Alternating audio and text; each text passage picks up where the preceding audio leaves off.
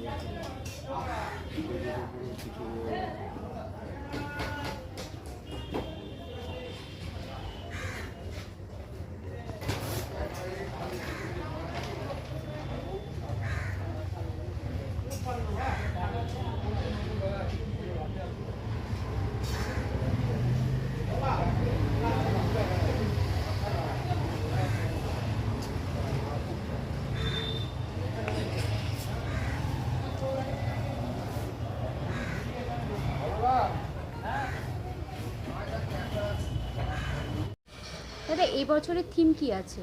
এবছরের থিম আমাদের হচ্ছে তমসো মা জ্যোতির্গময়, অন্ধকার থেকে আলোয় ফেরা।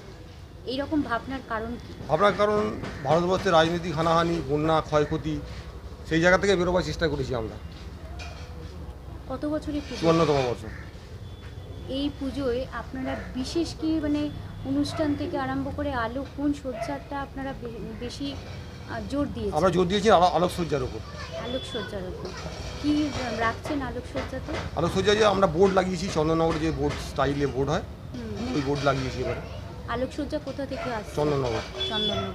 প্রতিমার বিশেষত্ব কিছু আছে? প্রতিমার বিশেষত্ব তো নতুন স্টাইল, নতুন স্টাইলে করেছে। এই আমাদের থিমের সঙ্গে মানানসই যেটা সামঞ্জস্য রেখে করেছে। দুর্গাপুজোর যে ঠাকুর হয় পুরনো দিনে যেই ওই রকম ধরনেরই আমাদের এই ঠাকুর হয়ে আসছে। সাবিকা না? হ্যাঁ, সাবিকা। দাদা, এই যে আপনাদের থিমটা রয়েছে, এই থিমের বিশেষত্বটা কি? মানে একদম গভীর থেকে আমাদের থিমের প্রধান কথাই হচ্ছে তমস মা জ্যোতির্গময়। তমস মানে হচ্ছে অন্ধকার, মা আসছে অন্ধকারের মধ্যে থেকে আলো নিয়ে, জ্যোতি নিয়ে আসছে। আচ্ছা, আমাদের আলোয় ভরে দিয়ে এত যে বৃষ্টি হচ্ছে এর মধ্যে এবং পুজোতেও বৃষ্টি হওয়ার সম্ভাবনা রয়েছে, তার জন্য আপনারা বিশেষ কি ব্যবস্থা নিয়েছি? আমাদের সেইভাবেই আমাদের মণ্ডপ সজ্জা বা আমাদের রাস্তাঘাটের সেই সমস্ত সেইভাবেই তৈরি হয়ে আছে। প্রশাসনিক লেভেল থেকে কি কি নিয়ম আপনারা মেনে চলবেন? প্রশাসনিক লেভেল, হ্যাঁ, সমস্ত রকম, যেমন দমকলের বলুন বা পারমিশনের বলুন, অন্য পারমিশনের, ইলেকট্রিক পারমিশন, সমস্ত রকম। মাইকিং এর ব্যাপারও ডিজে রাখছেন? না, না, ডিজে আমরা ব্যবহার